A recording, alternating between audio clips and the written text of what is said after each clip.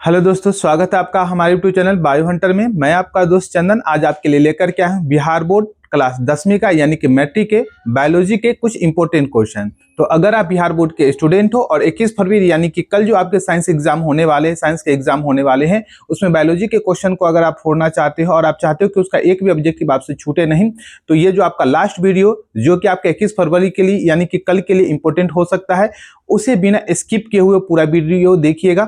यहाँ पे जो हमने टोटल आपके 30 क्वेश्चन जो हमने गेस किए हैं, जिसे एग्जाम में पूरी आने की संभावना है, तो बिना इसे स्किप करके अंत तक देखिए। चलते हैं आज के पहले ऑब्जेक्टिव की तरफ। तो पहला ऑब्जेक्टिव हमारा दिया गया है कि निम्नलिखित में किसे आप उपभोक्ता की श्रेणी में रखोगे। उपभोक्ता की श्रेणी में पूछा है। उपभोक्ता किसको कहते हैं? जो किसी जीव को खाता हो, जो अपने जीवन यापन के लिए, अपने भोजन के लिए किसी दूसरे जीव को खाता हो। तो पहला ऑप्शन आपका दिया गया हरे पेड़ पौधे, नीलहरित शैवाल, जंगली जानवर, फूल एवं पत्तियां। इनमें से किसे आप उपभोक्ता की श्रेणी में रखोगे? तो उपभोक्ता मतलब क्या? जो किसी को खाए। तो जो किसी को मार करके खाए या किसी को खाए, वो क्या हो सकता है? इसमें से हरे पौधे, नीलहरित शैवाल, ये तो नहीं हो सकते क्योंकि अपना भोजन स्वयं बनाते हैं। तो इसका राइट आंसर क्या चला जाएगा? इसका राइट आंसर चला जाएगा जंगली जानवर। अगला कहता है कि मुकुलन द्वारा कायिक जनन की क्रिया या कायिक परिवर्धन की क्रिया किसमें होता है? मुकुलन द्वारा आपका कायिक परिवर्धन की क्रिया किसमें होता है? या मुकुलन द्वारा आपका अलैंगिक जनन कर लीजिए। यहाँ पे मुकुलन द्वारा अलैंगिक जनन की क्रिया, मुकुलन द्वारा अलैंगिक जनन की क्रिया किसमें होता है? हाइड्रा में होता है, ईस्ट में होता है, अमीबा में होता है, क और ख दोनों में। तो आपको पता है कि मुकुलन की क्रिया जो है वो किस में देखने को मिलता है? आपको हाइड्रा में भी देखने को मिल जाता है और किस में देखने को मिल जाता है? ईस्ट में। इसलिए हमारा राइट आंसर क्या चला जाएगा? राइट आंसर चला जाएगा आपका क और ख दोनों, यानी कि हाइड्रा और ईस्ट दोनों। अगला कहता है कि निम्न में किसकी कोशिका मृत होती है? किसकी कोशिका सामान्यतः मृत हो जाती है या उसकी ज्यादातर कोशिका मृत होती है? फ्लोएम की, जाइलम की, विभाज्य ऊतक की, ये क और ख दोनों, यानी जाइलम और फ्लोएम दोनों की। तो यहाँ पे ज्यादातर में देखिएगा तो यहाँ पे ज्यादातर आपका जाइलम की जो कोशिका होती है वो मृत होती है, लेकिन फ्लोएम की जो रेशेदार, जो रेशमीय जो ऊतक होते हैं, वो रेशमीय जो कोशिकाएं होती है वो भी कैसी होती है? मृत होती है। तो इसका राइट आंसर यहाँ के हिसाब से याद रखिएगा, ज्यादातर जाइलम की कोशिका कैसी होती है? मृत, और फ्लोएम की कोशिका कैसी होती है? तो जीवित होती है। ये जाइलम और फ्लोएम में एक अंतर भी हो सकता है। अगला क्वेश्चन कहता है ग्वाइटर अथवा घेंघा रोग किसके कमी से होता है? हमारा अगला क्वेश्चन है 4 नंबर क्वेश्चन हमारा कहता है कि ग्वाइटर अथवा घेंघा रोग किसके कमी से होता है? चीनी की कमी से होगा, आयोडीन की कमी से होगा, ग्लूकोज की कमी से होगा,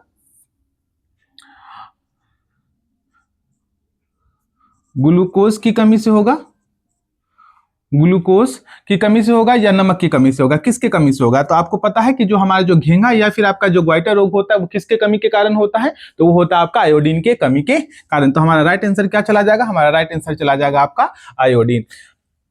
चीनी की कमी से आपका डायबिटीज होता है, मधुमेह होता है। अगला कहता है कि मानव में निषेचन की क्रिया कहाँ संपन्न होती है? मानव में निषेचन की क्रिया कहाँ संपन्न होती है? यानी पूछ रहा है आपका कि निषेचन की क्रिया मनुष्य में कहाँ होगा? गर्भाशय में होगा, योनि मार्ग में होगा, निषेचन नली में होगा, ग्रीवा में होगा। कहाँ पे होता है निषेचन की क्रिया? निषेचन की क्रिया होती है अंडवाहिनी में, डिंब वाहिनी में, या निषेचन नली में। तो इसका राइट आंसर क्या चला जाएगा? ग नंबर ऑप्शन, निषेचन नली में। अगला क्वेश्चन देखिएगा। अगला क्वेश्चन कहता है कि सीकम किसका भाग है? सीकम किसका भाग है? वो अमाशय का भाग है, छोटी आंत का भाग है, बड़ी आंत का भाग है, या ग्रास नली का भाग है? किसका भाग है? तो आपको पता है कि जो सीकम किसका भाग है? आपका सीकम जो होता है वो किसका भाग होता है? बड़ी आंत का भाग होता है। अगला क्वेश्चन कहता है कि पीत रस का स्रावन कहां से होता है? पीत रस का स्रावन, पीत रस का स्रावन कहां से होता है? ऑप्शन देखिएगा। ऑप्शन क्या कहता है? पित्ताशय से, यकृत से, अग्नाशय से, छोटी आंत से। कहां से होता है? तो आपको पता है कि जो पीत रस का जो स्रावन होता है वो होता है यकृत से। तो राइट आंसर हमारा क्या हो जाएगा? यकृत। और पीत रस जाकर के जमा होता है पित्ताशय में। तो पित्ताशय इसका आंसर नहीं होगा। पूछ रहा है कहां से स्रावन होता है? जमा अगर पूछ देता तो इसका राइट आंसर हो जाता पित्ताशय, लेकिन हमें पूछ रहा है कहां से स्रावन होता है, तो वो होता है यकृत। इसलिए हमारा राइट आंसर हो जाएगा ख। अगला क्वेश्चन कहता है कि आंत्र ग्रंथि से स्रावित स्राव क्या कहलाते हैं? यानी आंत्र ग्रंथि यानी कि जो इंटेस्टाइनल जो ग्लैंड, यानी स्मॉल इंटेस्टाइनल जो ग्लैंड होते हैं, उससे जो स्राव का स्रावन होता है, उससे जो आपका तरल का स्रावन होता है, उसे क्या कहा जाता है? तो उसे हम लोग क्या कहेंगे? जठरस कहेंगे, सशक्स एंटेरिकस कहेंगे, अमाशय अग्नाशय रस कहेंगे। क्या कहिएगा? जठरस आपको पता है ये आपको जठर ग्रंथि से अमाशय में स्रावित होता है। सशक्स एंटेरिकस जिसको आंत्र रस बोला जाता है, तो इसका हमने जानबूझ करके दूसरा नाम लिखा है सशक्स एंटेरिकस। तो ये सशक्स एंटेरिकस जो होगा वो हमारा राइट आंसर हो जाएगा। यही जो है वो हमारे आंत्र ग्रंथि जो छोटी आंत में पाई जाती है उनसे स्रावित होता है। जिसमें कई सारे एंजाइम होते हैं। अगला कहता है कि ग्लूकोज का सूत्र क्या है, ग्लूकोज का सूत्र C12H22O11 या C6H12O6, या दूसरा ऑप्शन कहता है 6CO2 + 6H2O, और इधर आपका लिखा है C6H12O6 प्लस में 6O2, और घ नंबर ऑप्शन कहता है 6CO2 + 6H2O + ATP। इसका राइट आंसर क्या होगा, ग्लूकोज का हमें सूत्र पूछा है। ये आपका प्रकाश संश्लेषण के लिए इसमें कुछ अधूरा है, लेकिन कुछ कमी है इसमें, लेकिन ये प्रकाश संश्लेषण के लिए समीकरण हो जाता है, और ये आपका हो जाता है श्वसन के लिए। हमें क्या पूछा, ग्लूकोज का सूत्र, तो ग्लूकोज का सूत्र क्या हो जाएगा आपका C6H12O6, तो हमारा ख नंबर ऑप्शन जो होगा वो सही हो जाएगा। अगला हमारा 10 नंबर क्वेश्चन देखिएगा। 10 नंबर क्वेश्चन क्या कहता है कि पायरुवेट का ऑक्सीजन की अनुपस्थिति में इथेनॉल एवं CO2 में टूटना क्या कहलाता है। जो पायरुवेट का जब विखंडन ऑक्सीजन की अनुपस्थिति में जब होता है तो वहां से इथेनॉल एवं कार्बन डाइऑक्साइड टूट करके निकलते हैं, तो इसे क्या कहा जाता है, इसे विसरण कहा जाएगा, पायसीकरण कहा जाएगा, श्वसन कहा जाएगा, किण्वन कहा जाएगा। इसे क्या बोला जाएगा, इसे बोला जाएगा आपका किण्वन। अगला हमारा ऑब्जेक्टिव कहता है कि अतिरिक्त जल का रंध्र द्वारा वाष्प बनकर के निकलना क्या कहलाता है। जो अतिरिक्त जो जल होता है या जो पेड़ पौधे जो जल के द्वारा जो जल का अवशोषण करते हैं, उस अतिरिक्त जल को वो कैसे निकालते हैं, वह फिर निकालने की क्रिया क्या कहलाती है। जब वो पेड़ पौधे वाष्प के रूप में अतिरिक्त जल को जब बाहर निकालते हैं तो इस क्रिया को क्या कहा जाता है, स्थानांतरण कहा जाएगा, परिवहन कहा जाएगा, वाष्पोत्सर्जन कहा जाएगा, सभी कहा जाएगा, क्या कहा जाएगा, तो इसमें कहा जाएगा वाष्पोत्सर्जन।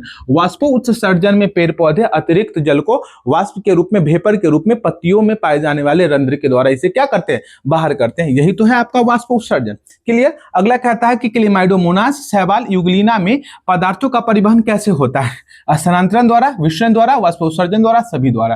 तो आपको पता है कि जो निम्न वर्गीय जो पादप होते हैं, जैसे कि आपका शैवाल वगैरह हो गया, यूग्लिना वगैरह हो गया, क्लेमाइडोमोनास वगैरह हो गया, ये निम्न वर्गीय या फिर एक कोशिकीय पादप के अंतर्गत आते हैं।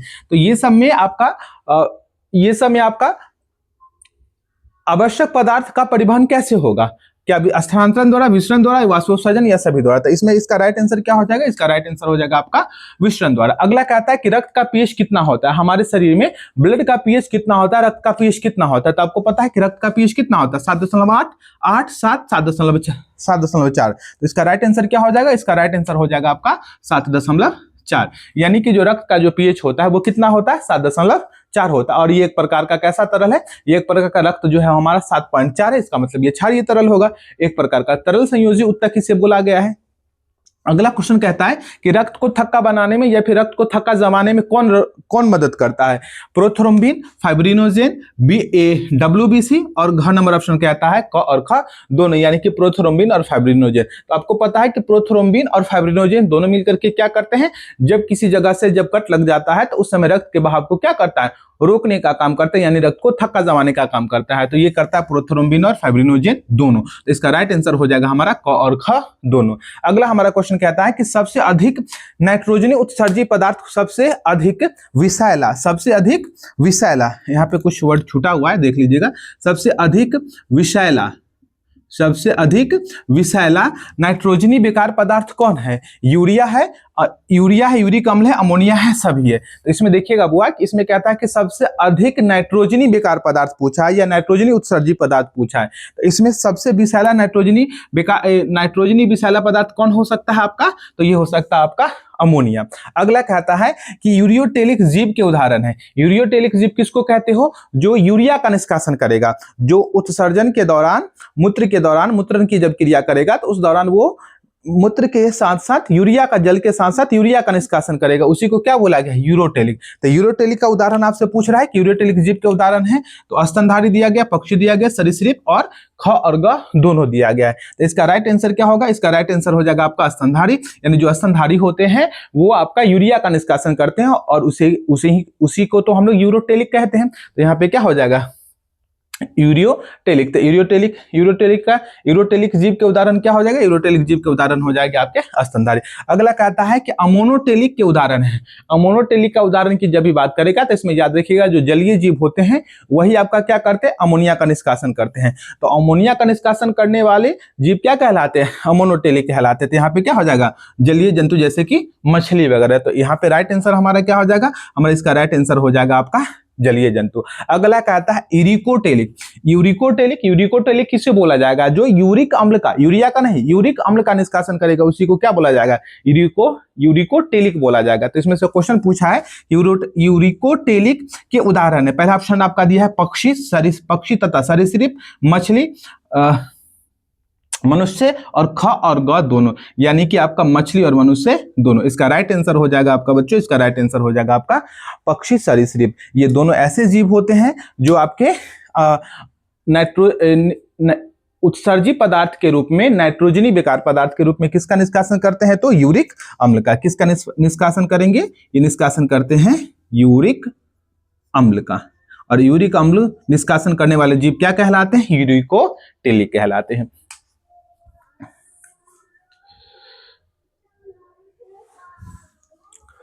अगला ऑब्जेक्टिव देखिएगा, अगला जो ऑब्जेक्टिव है 19 नंबर, वो क्या कहता है कि एक वृक्क में नेफ्रॉन की संख्या कितनी हो सकती है। एक वृक्क में पूछा है कि एक किडनी में नेफ्रॉन की संख्या कितनी हो सकती है, तो 10 लाख। तो दो में मिलाकर के कितना हो जाएगा, 20 लाख। नेफ्रॉन को ही आप लोग हिंदी भाषा में क्या कहते हैं, वृक्काणु कहते हो।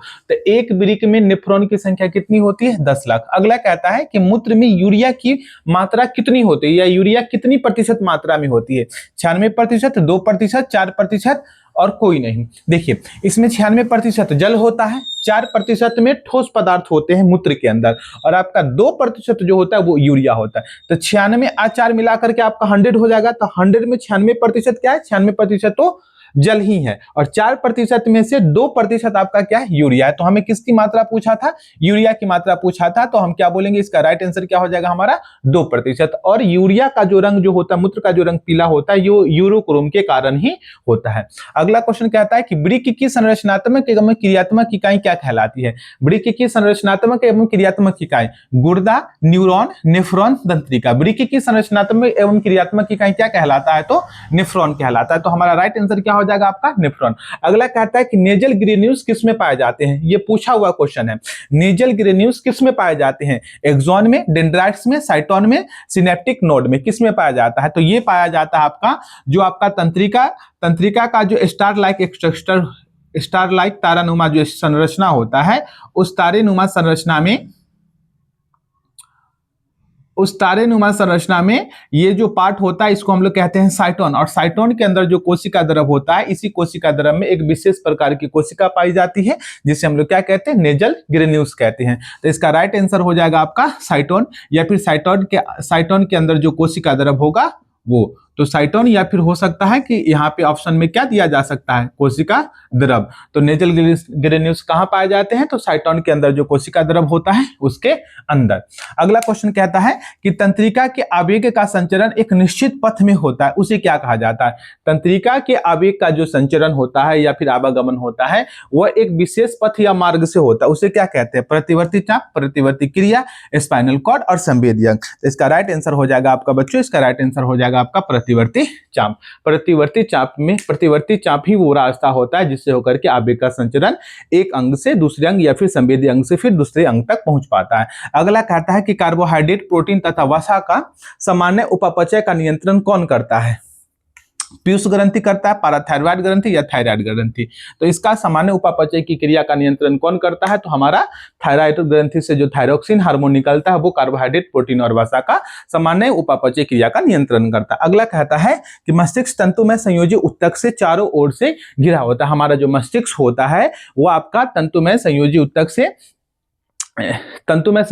से घिरा हुआ होता है, या हमारे मस्तिष्क को प्रोटेक्शन देने के लिए वो संयोजी ऊतक बना होता है। उसे क्या कहा जाता है, उसे क्या कहा जाता है, क्रेनियम बोला जाएगा, मेनिन्जेस बोला जाएगा, पेरिकार्डियम बोला जाएगा। तो क्रेनियम तो बॉक्स होता है, क्रेनियम जो होता है वो जिसको आप लोग खोपड़ी कहते हो, और उसी के अंदर क्या होता है कि हमारा जो आपका मस्तिष्क जो होता है वो सुरक्षित होता है। लेकिन मस्तिष्क के ऊपर का आवरण पूछा है जो आपका एक विशेष प्रकार के तंतुमय संयोजी ऊतक से कवर होता है, तो वो क्या है आपका मेनिन्जेस है। ठीक है, अगला क्वेश्चन हमारा कहता है, इसका राइट आंसर क्या हो जाएगा, इसका राइट आंसर हो जाएगा आपका मेनिन्जेस। अगला क्वेश्चन कहता है कि एसटीडी रोग के उदाहरण है सिफिलिस, एड्स, गोनोरिया और इनमें से सभी। तो इसका राइट आंसर क्या हो जाएगा, इसका राइट आंसर हो जाएगा आपका सभी। सिफिलिस, एड्स और गोनोरिया ये सारे के सारे क्या है, ये सारे के सारे एसटीडी रोग ये सारे के सारे क्या है आपका एसटीडी रोग के ही उदाहरण है। ध्यान में रखिएगा, सिफिलिस, एड्स और आपका गोनोरिया ये वायरस जनित है, ये आपका बैक्टीरिया जनित रोग है। तो ये आपको याद रखना है कि ये सब सारे के सारे क्या है, एसटीडी रोग यानी कि सेक्सुअल ट्रांसमिटेड डिजीज, जिसको आप लोग कहते हो यौन संचारित रोग या लैंगिक जनन संचारित रोग, उसके ये सारे एग्जाम्पल या उदाहरण दिए गए हैं। ये जो एड्स है वो HIV वायरस से होता है। अगला क्वेश्चन यहाँ पे देख लीजिएगा। अगला क्वेश्चन कहता है कि गर्भधारण को रोकने वाली युक्ति कौन है। गर्भधारण को रोकने वाली, कि गर्भधारण न हो इसके लिए उपयोग में आने वाली डिवाइस, युक्ति कौन है। रोधक नहीं पूछा है, अवरोधक रोधक नहीं पूछा है, युक्ति पूछा है। अवरोधक पूछता तब वहां पे हम लोग कंडोम वगैरह का नाम ले सकते थे। तो क्वेश्चन के अनुसार से आप ऑप्शन देखिएगा, कॉपर टी लिखा है, इसके अलावा लूप लिखा है, इसके अलावा आपका कंडोम लिखा है और क और ख दोनों लिखा है। तो आप याद रखिएगा, गर्भधारण को रोकने वाली युक्ति का नाम पूछा है तो इसमें क्या हो जाएगा आपका कॉपर टी और लूप दोनों। तो इसका राइट आंसर क्या हो जाएगा, इसका राइट आंसर होगा आपका क और ख दोनों। स्त्रियों को ले ये आपका जो है वो ये कंडोम जो है वो एक प्रकार का रोधक है। तो इस क्वेश्चन को थोड़ा सा ऐसा बना सकते हैं, युक्ति कौन है, हाँ स्त्री के लिए ध्यान में रखिएगा विशेष के लिए, तो कॉपर टी और लूप याद रखिएगा, क और ख इसका दोनों हो जाएगा। ऐसे ये रोधक के अंतर्गत एनसीईआरटी ने आपको रोधक के अंतर्गत कंडोम को बताया है। अगला क्वेश्चन कहता है कि हम सभी का उद्भव कहाँ से हुआ। हम सभी मतलब मानव का उद्भव कहाँ से हुआ है, हम सभी का उद्भव कहाँ से हुआ, अमेरिका से हुआ, ऑस्ट्रेलिया से हुआ, अफ्रीका से हुआ, यूरोप से हुआ है। तो आपको पता है कि जो आधुनिक मानव है या फिर जो मानव जाति अभी के जो है उनका उद्भव स्थान कहाँ से माना गया, उनका उद्भव स्थान जो है वो कहाँ से माना गया है, तो अफ्रीका से। अगला कहता है कि पक्षी किससे अधिक नजदीकता से संबंधित है, यानी कि पक्षी का अधिक नजदीकी संबंध किससे है, स्तनधारी से, उभयचर से है, सरीसृप से है। तो पक्षी का जो ज्यादातर नजदीकी संबंध किससे माना जाएगा, स्तनधारी से नहीं माना जाएगा, क्योंकि स्तनधारी जो होते हैं वो स्तनधारी और पक्षी में काफी ज्यादा आपको अंतर देखने को मिल जाएगा। इसके अलावा उभयचर में देखिएगा तो उभयचर और पक्षी में कोई समानता नहीं मिलती है, लेकिन सरीसृप के लक्षण को जब आप देखोगे तो सरीसृप भी आपके सरीसृप जो है वो रेंग के चलते उसमें भी पैर होता है, पक्षी में भी पैर होते हैं। सरीसृप अंडे देते हैं, पक्षियां भी क्या देती है, अंडे देती है। तो इनकी कुछ विशेषता जो है वो मैक्सिमम विशेषता सरीसृप की अधिकतम विशेषता किससे मिलती है, पक्षी से, या फिर कहिए कि पक्षी की अधिकतम विशेषता किससे मिलती है, सरीसृप से। इसलिए हम लोग पक्षी का अधिकतम नजदीकी या फिर अधिक नजदीकी संबंधी किसे माना जाएगा, तो सरीसृप को माना जाएगा। अगला हमारा कहता है कि एक संकर संकरण का लक्षण प्ररूप अनुपात कितना होता है। एक संकर संकरण का लक्षण प्ररूप अनुपात पूछा है, एक संकर का। तो आपको 3 ही ऑप्शन रहेंगे जो एग्जाम में कंफ्यूज कराएंगे, एक तो ये और ये और ये 3 ऑप्शन। ये वाले ऑप्शन से तो क्वेश्चन आपके नहीं आते हैं आपके बोर्ड एग्जाम में, लेकिन हमने ऑप्शन के लिए दे दिया है 9:3:3:1, 1:2:1 और 3:1। ये वाला ऑप्शन भी देख लीजिएगा, ये 4 ऑप्शन है। तो इसका राइट आंसर हो जाएगा आपका, इसका राइट आंसर हो जाएगा 3:1। लेकिन यहीं पे अगर रहता लक्षण के बजाय रहता आपका जिन प्ररूप अनुपात, तब क्या हो जाता 1:2:1। ये किसका अनुपात दिया गया है, ये दिया गया आपका द्विसंकर संकरण का लक्षण प्ररूप अनुपात दिया गया है। वो द्विसंकर क्रॉस का ये लक्षण प्ररूप अनुपात है और ये आपका एक संकर संकरण का लक्षण प्ररूप अनुपात है, जबकि ये जो है आपका एक संकर संकरण का जिन प्ररूप अनुपात है और ये द्विसंकर संकरण का जिन प्ररूप अनुपात है। तो टोटल हमने टॉप 30 क्वेश्चन हमने कराए हैं जो कल के एग्जाम के लिए इंपॉर्टेंट हो सकता है। तो आज के लिए इतना ही, फिर मिलते हैं नेक्स्ट वीडियो में, तब तक के लिए धन्यवाद।